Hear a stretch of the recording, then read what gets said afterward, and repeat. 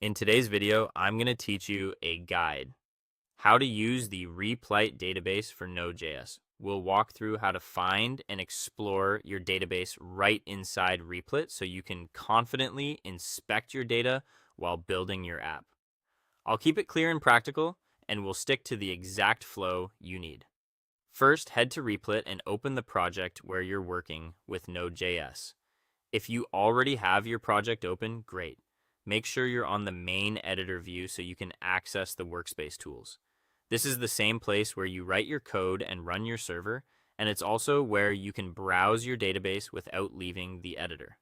Next, look toward the top of the interface and click on Tools and Files. This area is your control center for project resources. If the layout looks a little different on your screen, don't worry. Replit updates the UI from time to time, but the Tools and Files section stays near the top or in the main workspace toolbar. Inside Tools and Files, use the search field to look for database. Typing database will filter the available tools so you can get to the one we want quickly. This is helpful in larger projects where there are many tools and integrations. When you see database in the results, click on it. That will open the database panel for your project. Think of this as the visual dashboard that lets you peek into your data, confirm what your code is writing, and debug mismatches without printing everything to the console. Now click on Development Database. This focuses the panel on your development environment, which is the safest place to test changes. Development is where you can try things out freely.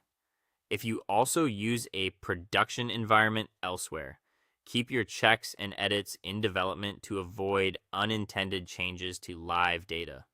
You'll now see your tables listed. Click on any table to view its contents.